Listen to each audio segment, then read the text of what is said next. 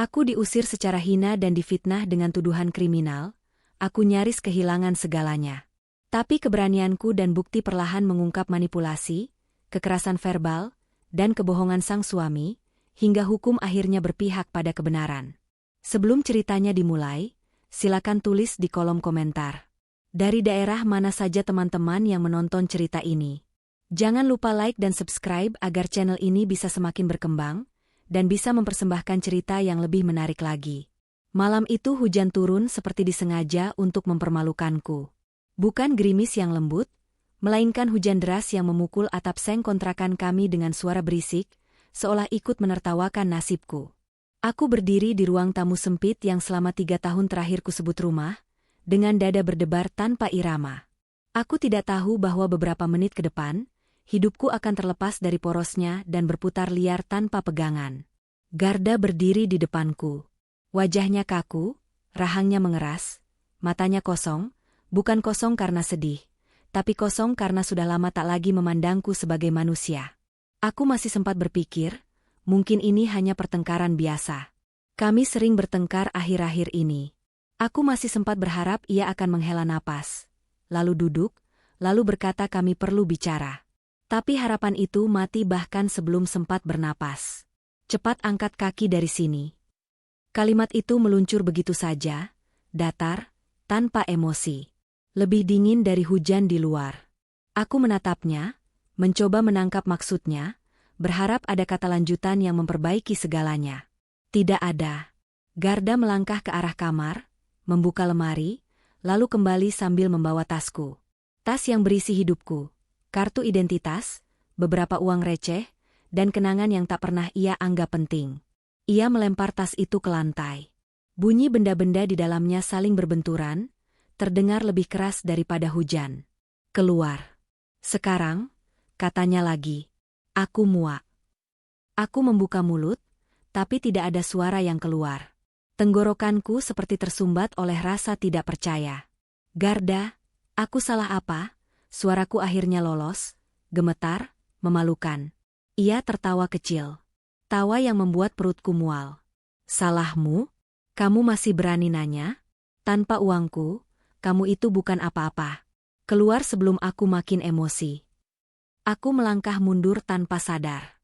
Tanganku meraih ponsel di meja, refleks, naluri bertahan hidup. Belum sempat kugenggam, Garda sudah lebih dulu merampasnya. Gerakannya cepat dan kasar. Ini juga bukan punyamu, katanya. Aku yang beli. Hatiku runtuh. Bukan karena ponsel itu, tapi karena caranya memotong satu-satunya alat yang bisa menghubungkanku dengan dunia luar. Dengan satu gerakan, aku dibuat benar-benar sendirian. Aku memandang sekeliling. Dinding kusam yang pernah kami cat bersama.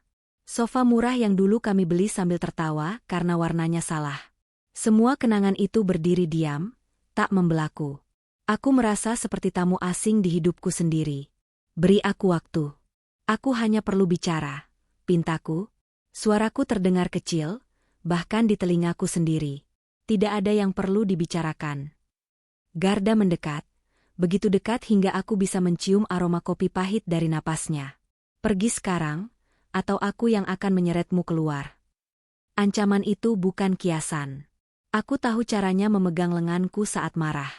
Aku tahu kekuatan yang selama ini ia sembunyikan di balik nada bicara yang tampak tenang di depan orang lain. Dengan tangan gemetar, aku memungut tasku. Kakiku terasa berat, seolah lantai berusaha menahanku. Aku melangkah ke pintu, lalu berhenti sejenak. Bagian paling bodoh dalam diriku masih berharap ia akan memanggil namaku, mengatakan ini semua hanya emosi sesaat. Ia tidak melakukannya. Pintu tertutup di belakangku dengan bunyi yang terdengar final. Aku berdiri di luar, hujan langsung membasahi rambut dan bajuku. Lampu teras yang biasanya menyala, malam itu sengaja dimatikan. Aku berdiri dalam gelap, basah, dan tak diinginkan.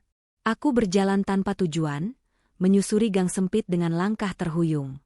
Air hujan bercampur air mata, dan aku tidak tahu mana yang lebih asin. Setiap langkah terasa seperti pengakuan bahwa aku benar-benar diusir. Bukan pergi, bukan pamit, diusir. Di bawah atap warung tutup, aku berhenti. Napasku tersengal, dadaku sakit. Aku memeluk tasku seperti pelampung terakhir di laut yang ganas. Dalam diam itu, potongan-potongan percakapan lama tiba-tiba muncul di kepalaku. Kalimat-kalimat kecil yang dulu kuanggap lelucon. Kamu nggak akan bisa hidup tanpa aku. Kalau aku mau, kamu bisa pergi kapan saja. Ingat, semua ini atas namaku. Dulu aku tertawa gugup. Dulu aku mengira itu hanya kata-kata orang yang sedang emosi. Malam itu, aku sadar, semua itu bukan lelucon. Itu peringatan. Aku menengadah ke langit yang gelap, hujan masih turun tanpa belas kasihan. Disitulah kesadaran itu menghantamku, pelan tapi mematikan. Garda tidak sedang marah. Ia tidak kehilangan kendali. Ia terlalu tenang untuk orang yang emosional. Pengusiran ini bukan ledakan sesaat. Ini rencana. Rencana yang mungkin sudah ia susun jauh sebelum malam ini, saat aku masih percaya bahwa rumah kecil itu adalah tempatku pulang. 7 malam pertama setelah aku diusir terasa lebih panjang daripada 3 tahun pernikahanku. Setiap malam memiliki bau yang sama, bau orang yang tak punya tempat pulang. Bau pakaian lembab yang tak sempat dijemur, bau malu yang menempel di kulit, dan bau takut yang tak terlihat tapi selalu terasa di tenggorokan. Rumah Laras berdiri di ujung gang sempit, sedikit terkelupas catnya, dengan pagar besi yang berdecit setiap kali dibuka. Aku berdiri kaku di depannya malam itu, basah oleh hujan dan perasaan asing. Sudah bertahun-tahun aku tak bertemu Laras. Kami dulu dekat, sebelum aku menikah dan perlahan menghilang dari dunia luar, seperti yang tanpa kusadari memang diinginkan Garda. Laras membukakan pintu dengan mata terkejut. Ia memandangku dari ujung rambut sampai ujung kaki, lalu tanpa banyak tanya, menarikku masuk. Kehangatan rumahnya kontras dengan kekacauan di dadaku. Aku ingin menangis, tapi air mata seperti menolak keluar. Tubuhku terlalu lelah untuk bereaksi. Kamu bisa tinggal di sini sementara, katanya pelan, seolah takut suaranya akan memecahkanku. Sementara. Kata itu bergaung di kepalaku. Tidak ada yang benar-benar permanen dalam hidupku sekarang. Aku tidur di sofa kecil ruang tamu, di bawah lampu yang redup. Setiap kali aku memejamkan mata, suara Garda muncul lagi. Nada dinginnya, tatapan merendahkannya, kalimat-kalimat yang dulu kupendam karena ingin mempertahankan rumah tangga. Tanpa aku, kamu bukan siapa-siapa. Jangan sok mandiri, kamu cuma numpang hidup. Aku terbangun berkali-kali dalam satu malam, jantungku berdebar seperti habis dikejar sesuatu. Kadang aku bermimpi pintu rumah kontrakan itu terbuka lagi, dan Garda berdiri di sana, tersenyum seolah tidak pernah terjadi apa-apa. Kadang aku bermimpi lebih buruk. Aku kembali ke sana dengan tangan terikat, diseret keluar di depan orang-orang yang menatapku seperti kriminal. Siang hari tidak jauh lebih baik. Aku duduk di sudut rumah Laras, mencoba mengecilkan diri, takut keberadaanku merepotkan. Aku makan sedikit, bicara seperlunya. Rasa bersalah menempel di setiap gerakku. Garda selalu mengatakan aku adalah beban. Tanpa sadar, aku mulai mempercayainya. Tanpa ponsel, aku seperti terputus dari dunia. Aku tak tahu jam, tak tahu berita, tak tahu siapa yang membicarakanku di luar sana. Kesunyian itu justru membuat pikiranku semakin bising. Aku mulai mencurigai setiap suara di luar pagar. Setiap motor yang berhenti terlalu lama membuat dadaku sesak. Aku takut Garda akan datang. Takut ia akan menyeretku kembali hanya untuk menghancurkanku lebih pelan. Pada malam ketiga, aku mendengar Laras berbicara di telepon di dapur. Suaranya diturunkan, tapi aku menangkap namaku disebut. Aku langsung duduk tegak, tubuhku tegang. Ada bagian diriku yang ingin mendengar, tapi lebih besar lagi bagian yang takut mengetahui. Kondisinya memang lagi nggak baik, kata Laras. Aku juga kaget. Aku menutup telinga dengan bantal, tapi kata-kata itu tetap masuk. Kepalaku penuh dugaan. Apa yang orang-orang katakan tentangku sekarang? Apa Garda menceritakan versinya? Versi di mana aku adalah istri tak tahu diri, pembohong, perempuan bermasalah? Hari keempat, Laras memberiku pakaian pinjaman. Aku menerimanya dengan senyum tipis, tapi hatiku berteriak. Aku, yang dulu punya lemari sendiri, kini hidup dari sisa kebaikan orang lain. Garda pernah berkata, "Lihat, kamu nggak akan bisa hidup tanpa aku." Kalimat itu terus berputar, seperti mantra jahat yang ditanamkan bertahun-tahun lalu. Aku mulai mempertanyakan diriku sendiri. Mungkin aku memang terlalu banyak menuntut. Mungkin aku memang sering salah bicara. Mungkin semua ini salahku. Manipulasi itu bekerja dengan sempurna. Bahkan saat ia tidak ada, suaranya tetap mengendalikan pikiranku. Malam ketujuh datang tanpa perayaan. Hujan turun lagi, lebih pelan, tapi cukup untuk membuatku menggigil. Laras duduk di seberangku, wajahnya ragu, tangannya saling menggenggam. Ada sesuatu di matanya yang membuatku langsung waspada. Aku sebenarnya mau cerita dari kemarin, katanya akhirnya, tapi aku takut kamu belum siap. Dadaku mengencang. Cerita apa? Laras menarik napas panjang. Garda, dia nyari kamu. Aku tersentak. Di sini? Bukan. Dia cerita ke orang-orang. Laras menatapku lurus. Ke tetangga lamamu. Ke beberapa kenalan lama. Katanya kamu kabur bawa barang-barangnya. Katanya kamu bermasalah. Kata-kata itu jatuh satu persatu, menghantamku tanpa ampun. Aku merasa ruangan berputar. Jadi itu rencananya? Bukan hanya mengusirku, tapi juga membunuh reputasiku. Apa? Apa yang dia bilang lagi? Tanyaku dengan suara hampir tak terdengar. Dia bilang kamu manipulatif. Katanya kamu suka ngancam. Bahkan, Laras ragu sejenak, dia bilang kamu bisa berurusan dengan hukum. Aku tertawa kecil, tawa yang terdengar patah. Disitulah aku mengerti, 7 malam tanpa nama dan tujuan ini bukan akhir penderitaanku. Ini baru permulaan.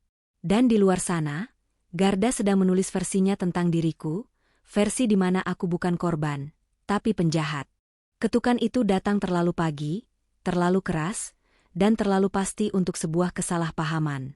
Aku sedang duduk di lantai ruang tamu rumah Laras, memandangi cangkir teh yang sudah dingin, ketika suara itu menghantam pintu, 3 kali, berirama, seperti palu yang mengetuk vonis. Jantungku langsung melonjak ke tenggorokan. Ada ketukan yang membawa kabar, dan ada ketukan yang membawa masalah. Aku tahu ini yang kedua, entah dari mana firasat itu datang.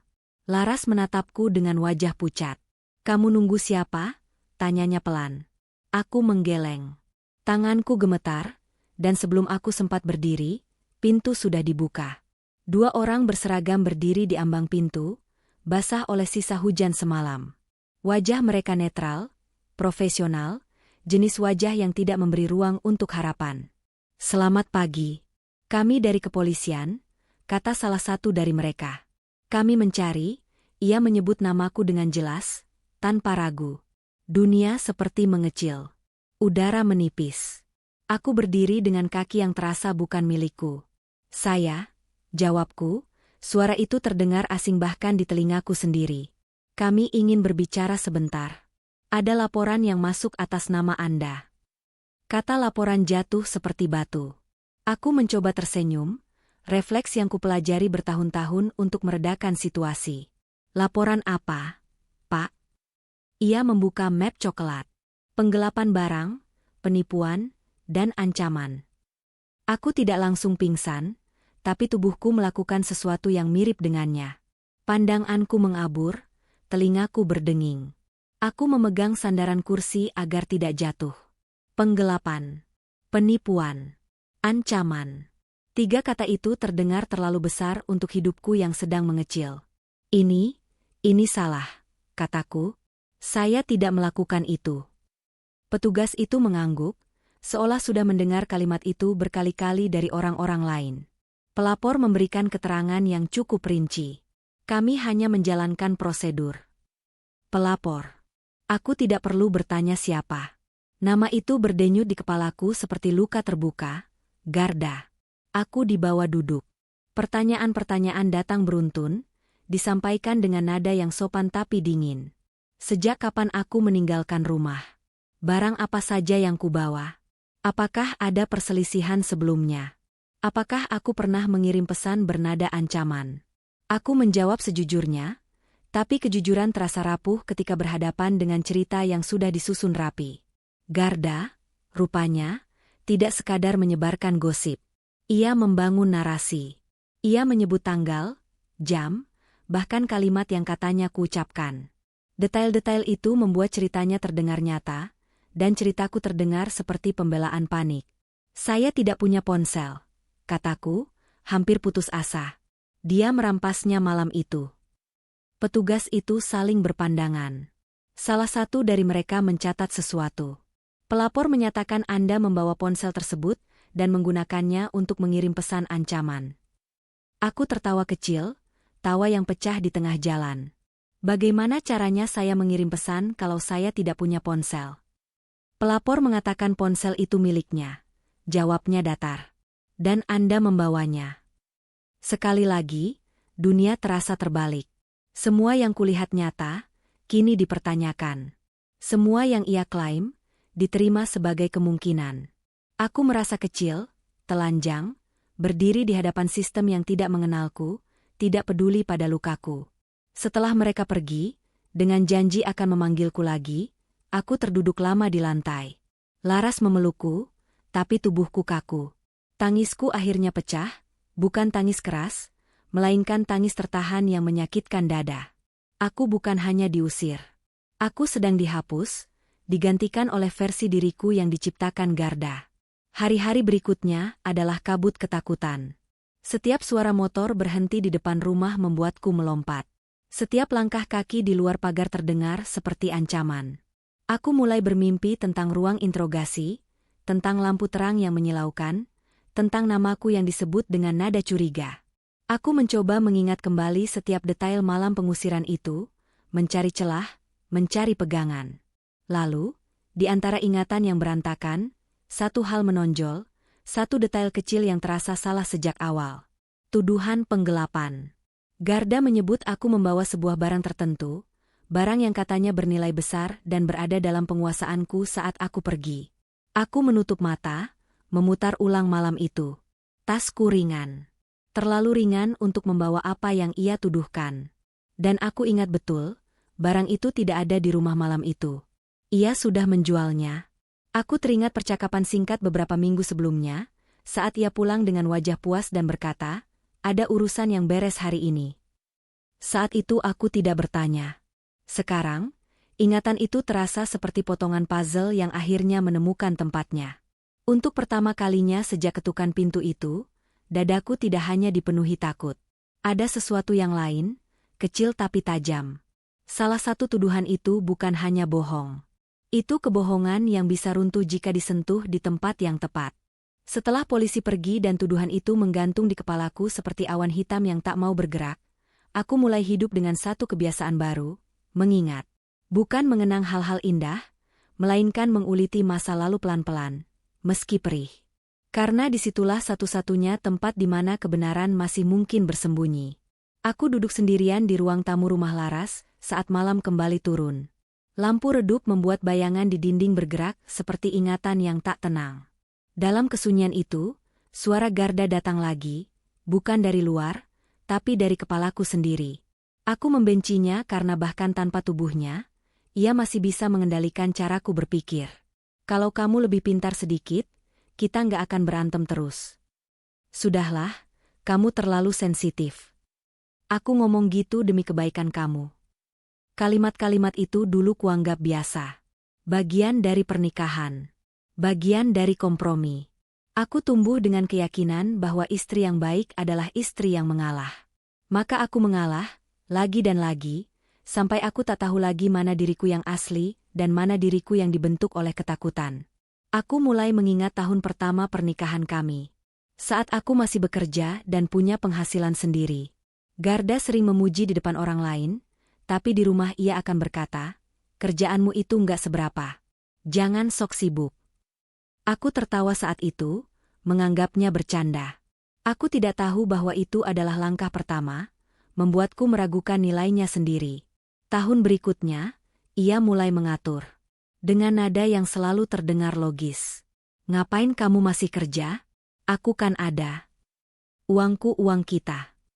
Aku berhenti bekerja bukan karena ingin, tapi karena diyakinkan bahwa itu keputusan terbaik. Pelan-pelan, semua kebutuhan lewat dia. Pelan-pelan, ancaman ekonomi menjadi tali yang mengikat leherku. Setiap kali aku berbeda pendapat, ia akan diam berhari-hari. Bukan marah yang meledak, tapi sunyi yang menghukum. Aku akan berkeliling rumah dengan rasa bersalah yang tak kumengerti asalnya, lalu akhirnya aku yang meminta maaf. Untuk hal-hal yang bahkan tidak kuingat telah kulakukan dengan salah. Kamu lihat kan, katanya suatu malam. Kamu memang selalu bikin masalah. Aku percaya. Aku benar-benar percaya. Aku mulai menulis di kertas bekas yang kutemukan di rumah Laras.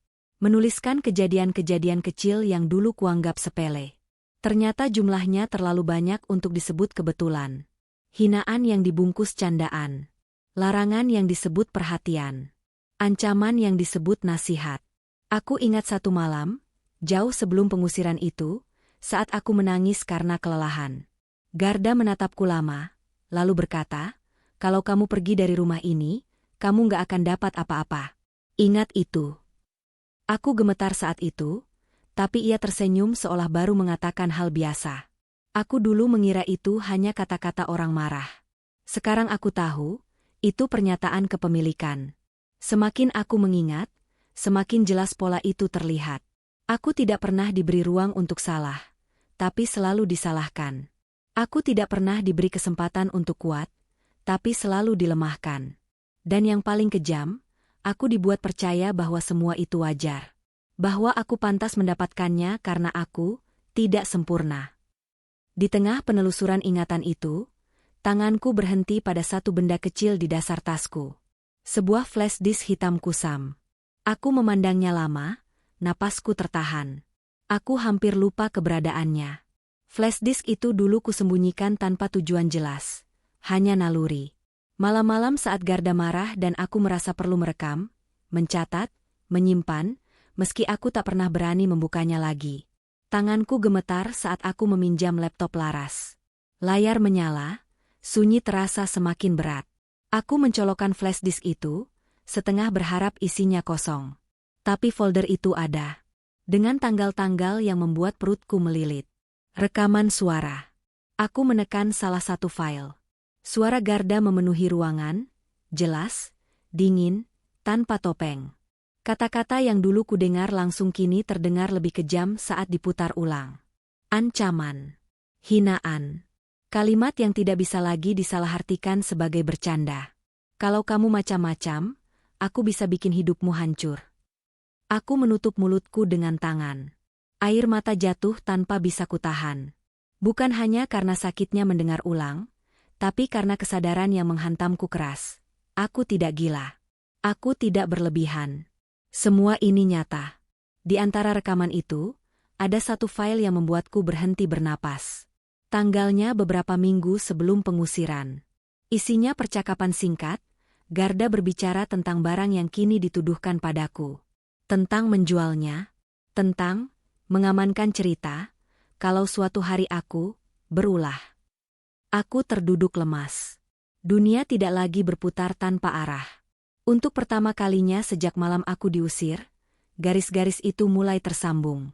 Luka-luka lama yang selama ini kupendam ternyata bukan hanya rasa sakit. Mereka adalah saksi. Dan di dalam flash disk kecil yang hampir kulupakan itu, kebenaran akhirnya menemukan suaranya. Rasa takut itu tidak pergi begitu saja. Ia tidak menguap setelah aku menemukan rekaman suara Garda, tidak runtuh hanya karena aku tahu aku tidak gila. Takut itu masih tinggal, duduk di sudut dadaku, bersembunyi di setiap tarikan napas. Bedanya, kali ini aku berhenti membiarkannya memegang kendali. Pagi itu aku bangun dengan kepala berat dan mata bengkak. Lara sudah berangkat kerja, meninggalkan secari kertas di meja dapur. Makan dulu. Aku pulang sore. Tulisan tangannya sederhana, tapi cukup untuk membuatku merasa tidak sepenuhnya sendirian. Aku menatap flash disk yang kutaruh di samping cangkir teh. Benda kecil itu kini terasa seperti pisau bermata dua, bisa menyelamatkanku, atau justru memicu kemarahan Garda yang lebih besar. Aku tahu satu hal, diam tidak lagi menjadi pilihan. Aku meminjam ponsel Laras dan mencari bantuan hukum. Jari-jariku gemetar saat mengetik. Takut jejak digitalku dilacak, takut namaku sudah tercemar terlalu jauh. Aku menelepon beberapa nomor, sebagian tidak aktif, sebagian menolakku dengan halus setelah mendengar ceritaku. Hingga satu suara perempuan di ujung sana berkata, Datang saja. Kita bicara langsung. Kantor itu kecil, catnya mengelupas, dan kursi tunggunya terasa terlalu keras. Tapi untuk pertama kalinya sejak pengusiran itu, aku duduk di hadapan seseorang yang mendengarkan tanpa menyela. Aku bercerita pelan-pelan, dari malam hujan itu, dari tuduhan-tuduhan yang menghantamku, dari rekaman suara yang kusembunyikan bertahun-tahun karena takut pada suamiku sendiri. Ini bukan kasus kecil, kata perempuan itu akhirnya. Dan kamu tidak sendirian. Tapi kamu harus siap. Siap. Kata itu terdengar berat. Siap untuk apa? Untuk dihakimi? Untuk diseret ke ruang-ruang yang dingin dan penuh tatapan curiga? Untuk namaku dibaca dengan nada formal yang memisahkanku dari kemanusiaanku sendiri? Aku mengangguk. Karena meski takut, aku lebih takut lagi jika tetap diam. Hari-hari berikutnya aku mulai mencatat. Segalanya. Tanggal, jam, kata-kata, kejadian. Aku menulis sampai tanganku pegal. Seolah dengan menuliskannya aku bisa mengeluarkan racun yang selama ini mengendap di tubuhku. Setiap kalimat yang kutulis adalah pengakuan bahwa apa yang kualami itu nyata. Aku juga menghubungi orang-orang lama. Nomor-nomor yang dulu kuhapus demi menjaga kedamaian rumah tangga. Sebagian tidak menjawab. Sebagian menjawab dengan canggung. Tapi ada juga yang terkejut, yang berkata, "Aku sebenarnya heran dulu kamu berubah." Kalimat itu menghantamku pelan tapi dalam. Aku berubah, tapi bukan karena ingin. Aku dibentuk ulang oleh ketakutan. Sore itu, sebuah pesan masuk ke ponsel Laras. Nomor tidak dikenal. Isinya singkat, "Aku tahu kamu di mana. Hati-hati." Darahku berdesir dingin. Garda. Tidak ada tanda tangan, tapi aku mengenali gaya ancamannya. Tanganku gemetar, tapi aku tidak menghapus pesan itu. Aku menyimpannya. Aku memotretnya. Aku menambahkan satu lagi catatan ke daftar panjang bukti yang mulai terbentuk. Malamnya, saat hujan turun lagi, ponsel itu berdering. Nomor lain. Aku menatap layar lama sebelum akhirnya mengangkat.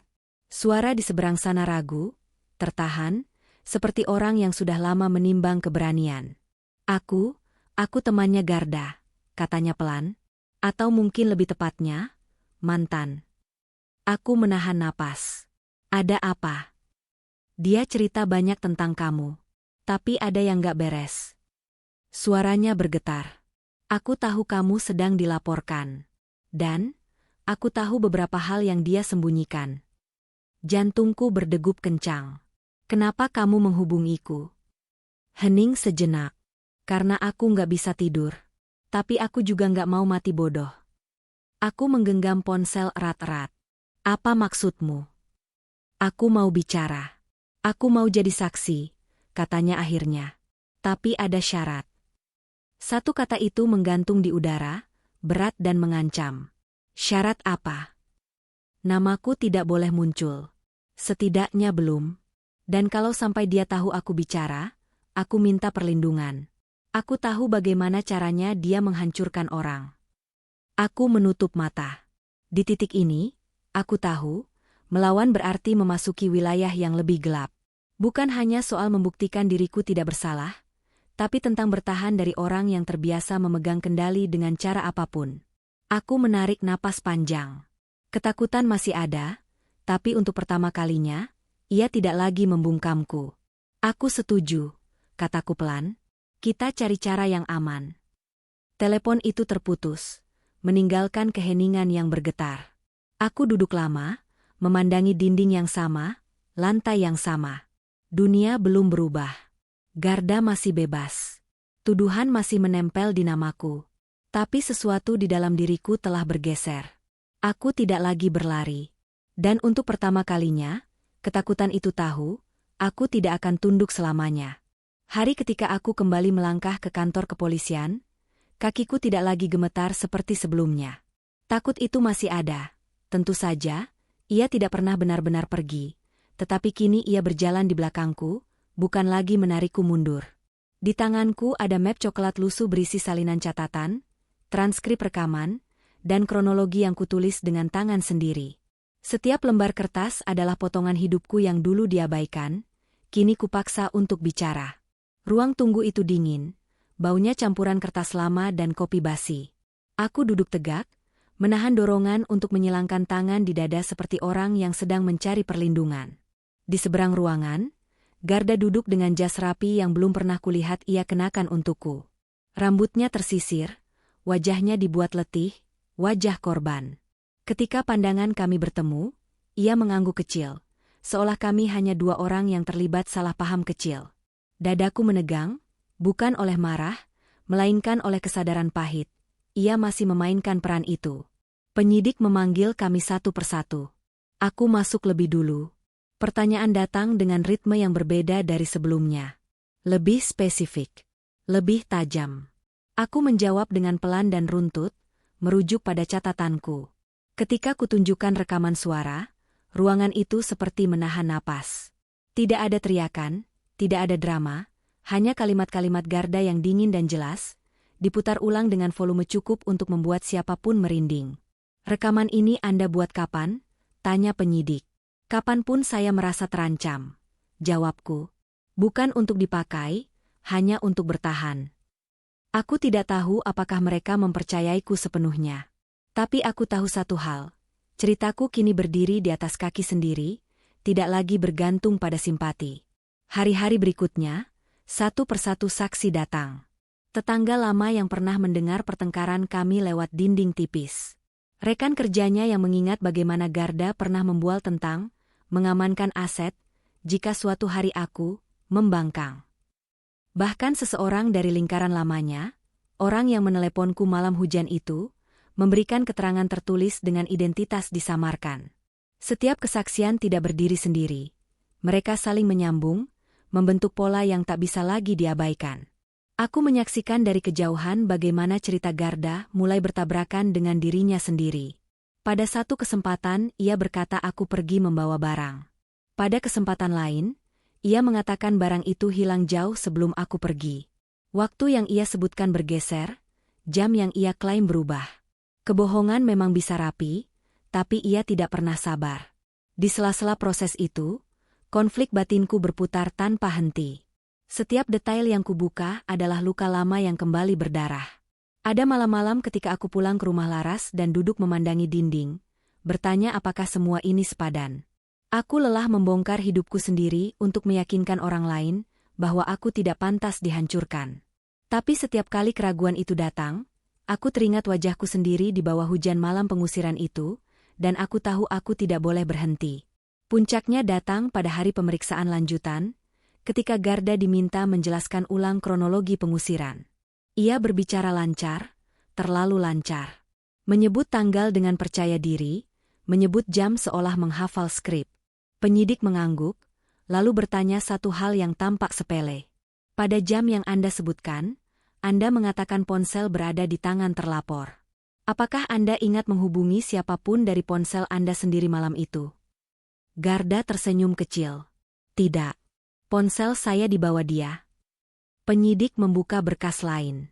Menarik.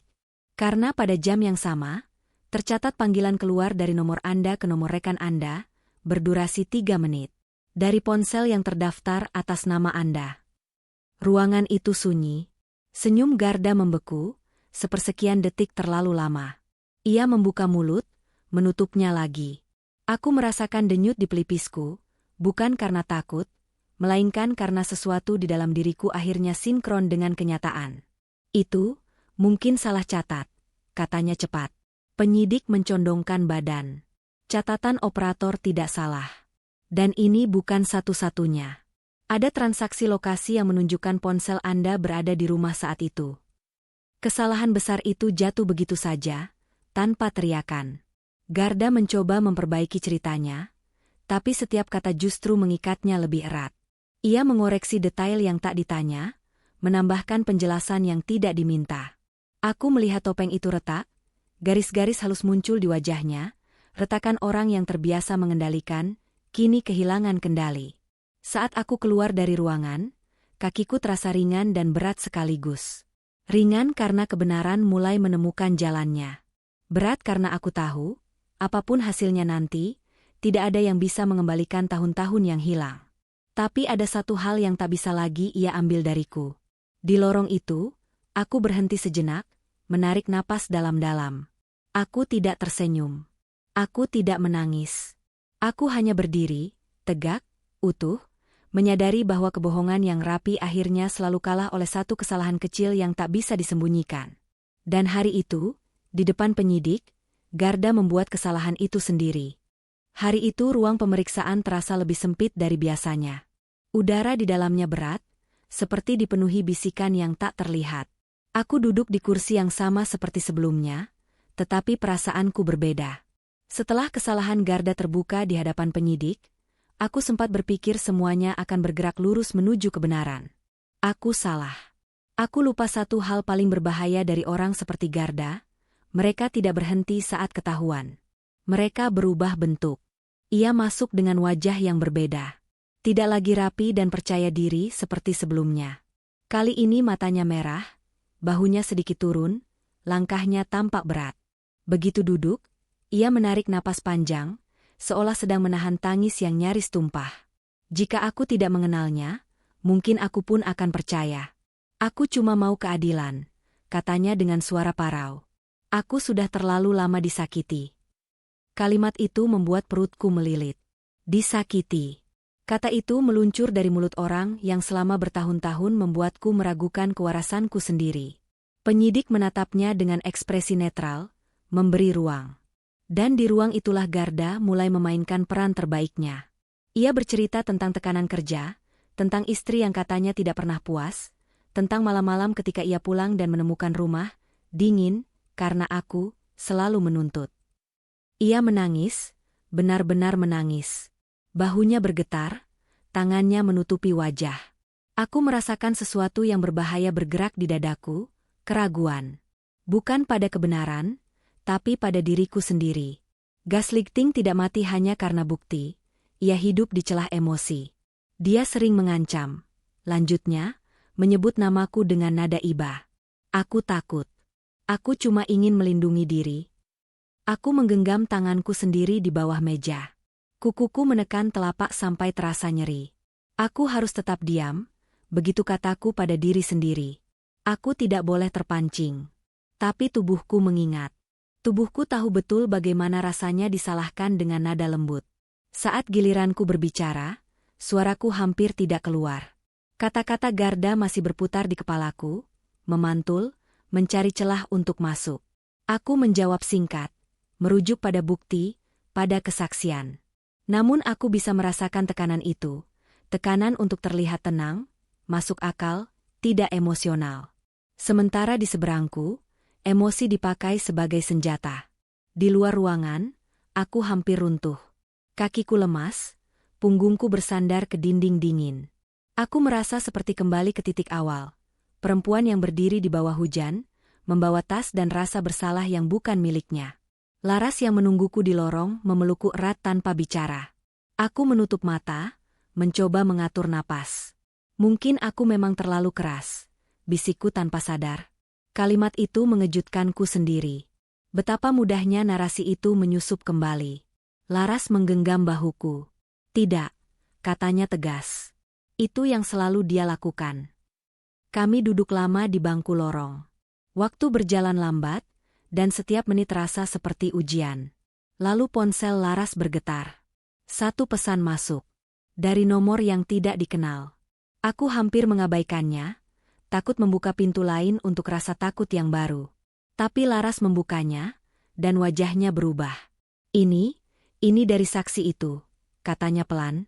Aku mencondongkan badan. Pesan itu singkat, disertai satu lampiran. Sebuah file video. Tanggalnya tercantum jelas, beberapa hari sebelum aku diusir. Tanganku gemetar saat menekan tombol putar. Layar menampilkan ruang tamu rumah kontrakan kami. Sudutnya familiar. Suara Garda terdengar jelas, sedang berbicara di telepon.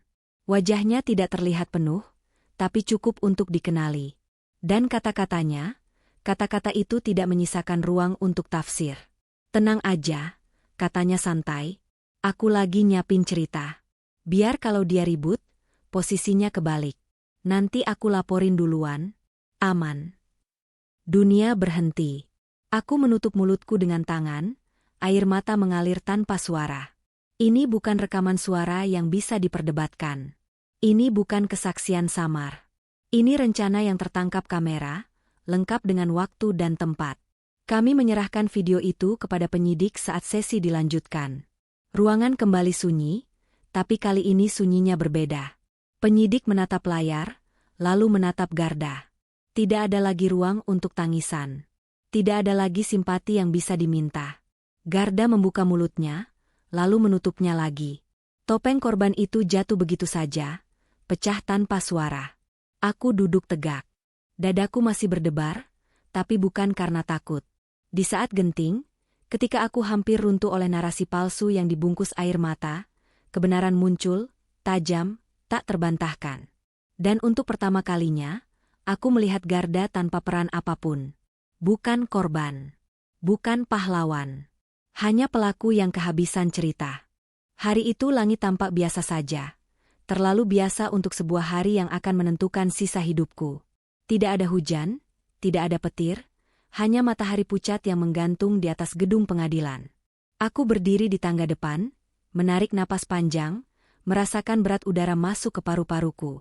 Kakiku sempat ragu melangkah, bukan karena aku tidak siap, tetapi karena tubuhku masih mengingat bagaimana rasanya dipatahkan di hadapan orang lain.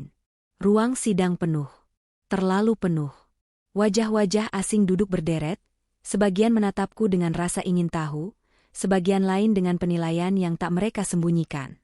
Aku sadar betul, namaku sudah lebih dulu berjalan ke ruangan ini tanpa aku. Versi Garda tentang diriku sudah berkeliling lebih awal, membentuk prasangka sebelum aku sempat membuka mulut. Garda duduk di seberang, mengenakan kemeja putih dan wajah yang tampak lelah. Tapi kali ini tidak ada air mata. Tidak ada drama. Hanya sorot mata yang gelisah, seperti seseorang yang berdiri di ujung cerita yang tak lagi bisa ia kendalikan. Untuk sesaat, aku hampir merasa iba, dan perasaan itu membuatku marah pada diriku sendiri. Persidangan dimulai dengan ketegangan yang terasa seperti kabel listrik terbuka. Jaksa membacakan dakwaan, pengacara Garda mencoba menyela, hakim mengetuk palu meminta ketertiban. Kata-kata seperti penggelapan, laporan palsu, dan rekayasa fakta beterbangan di udara, masing-masing membawa bobot yang pernah hampir menghancurkanku. Saksi demi saksi dipanggil. Tetangga lama bersuara gemetar saat menceritakan pertengkaran yang sering mereka dengar. Rekan kerja Garda tersandung oleh ucapannya sendiri ketika ditanya soal barang yang disebut-sebut hilang. Setiap kebohongan kecil yang dulu tampak rapi kini, runtuh oleh pertanyaan sederhana yang tak bisa dijawab konsisten. Lalu giliranku. Aku berdiri. Ruangan itu seketika terasa lebih senyap, seolah semua orang menahan napas. Tanganku dingin, tapi suaraku, aku terkejut menyadarinya, tidak lagi bergetar. Aku mulai bercerita. Tidak terburu-buru. Tidak meledak-ledak. Aku berbicara tentang malam hujan itu, tentang tas yang dilempar, tentang ponsel yang dirampas, tentang kata-kata yang lebih tajam dari tamparan. Aku berbicara tentang tahun-tahun yang kusebut biasa, tentang hinaan yang dibungkus candaan, tentang kontrol yang disebut perhatian. Aku tidak meninggikan suara, tapi setiap kalimat terasa seperti melepaskan simpul di dadaku satu persatu.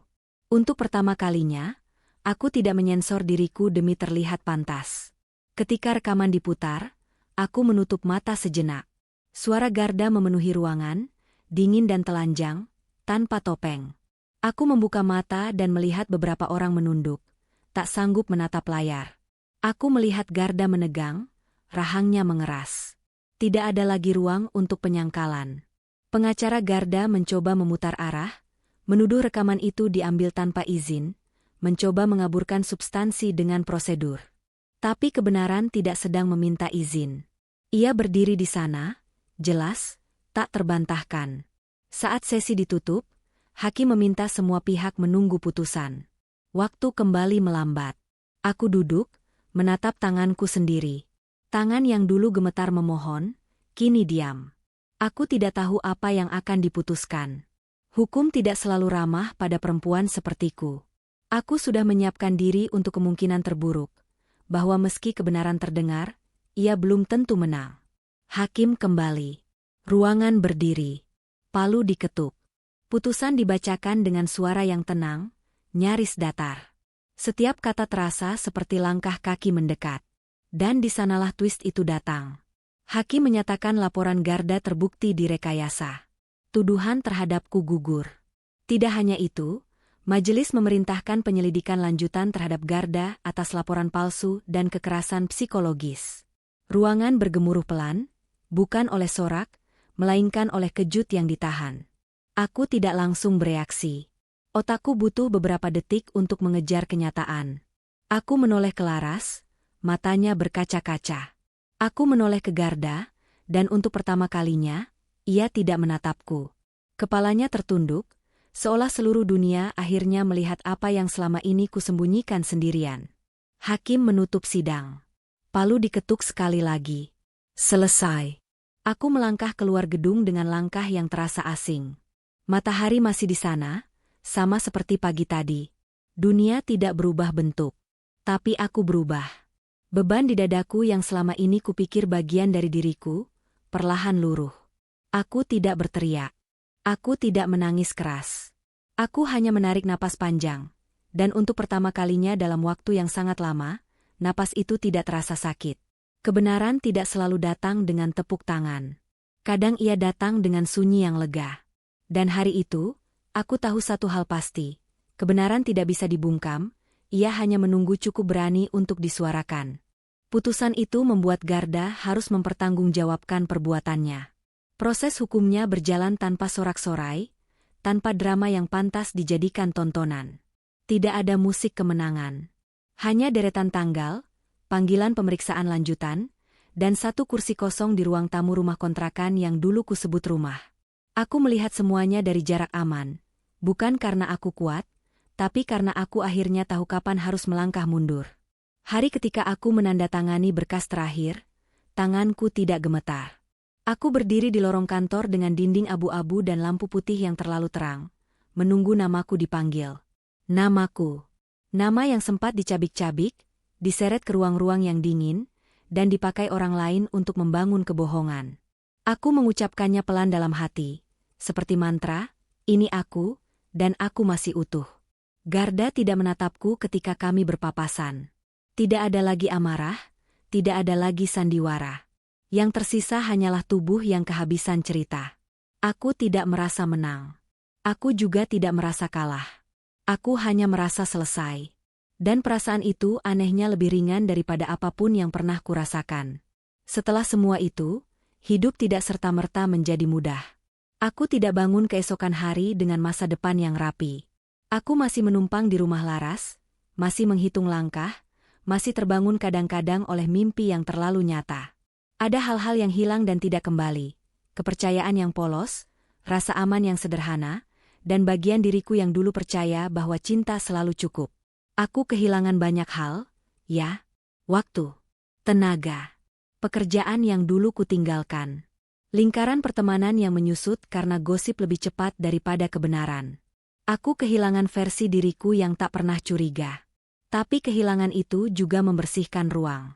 Di sela-sela kekosongan, aku mulai menemukan diriku yang lain, yang lebih jujur, lebih sadar, dan tidak lagi meminta izin untuk hidup. Suatu sore, aku berdiri di depan cermin kecil di kamar Laras. Wajahku tampak sama, tapi mataku berbeda. Ada bekas lelah yang tidak bisa disembunyikan, namun di baliknya ada ketegasan yang dulu tidak pernah ada. Aku menyisir rambutku perlahan, lalu tertawa kecil. Aku teringat bagaimana dulu aku selalu bertanya, aku salah apa? Kini pertanyaan itu tidak lagi datang. Aku tahu jawabannya, aku tidak salah. Telepon dari pengacara datang seminggu kemudian. Ia menjelaskan tentang hak-hakku, tentang kemungkinan ganti rugi, tentang langkah-langkah lanjutan yang sebaiknya diambil. Ia berbicara dengan nada profesional, seolah semuanya bisa diringkas menjadi angka dan pasal. Aku mendengarkan sampai selesai, lalu mengucapkan terima kasih. Ada satu hal, kataku. Aku tidak akan melanjutkan tuntutan perdata. Ia terdiam. Kamu yakin? Aku yakin. Keputusan itu mengejutkan banyak orang. Laras menatapku lama ketika aku mengatakannya.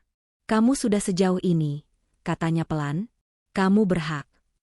Aku tahu, jawabku. Tapi kebebasanku bukan di sana. Malam itu aku berjalan sendirian, menyusuri jalan yang dulu terasa menakutkan. Lampu-lampu kota menyala seperti biasa. Orang-orang tertawa di kafe kecil, motor melintas, dunia bergerak tanpa menunggu siapapun. Aku berhenti di perempatan dan merasakan sesuatu yang belum pernah kurasakan sebelumnya. Tidak ada yang menarikku kembali. Tidak ada suara yang memerintah, merendahkan, atau mengancam.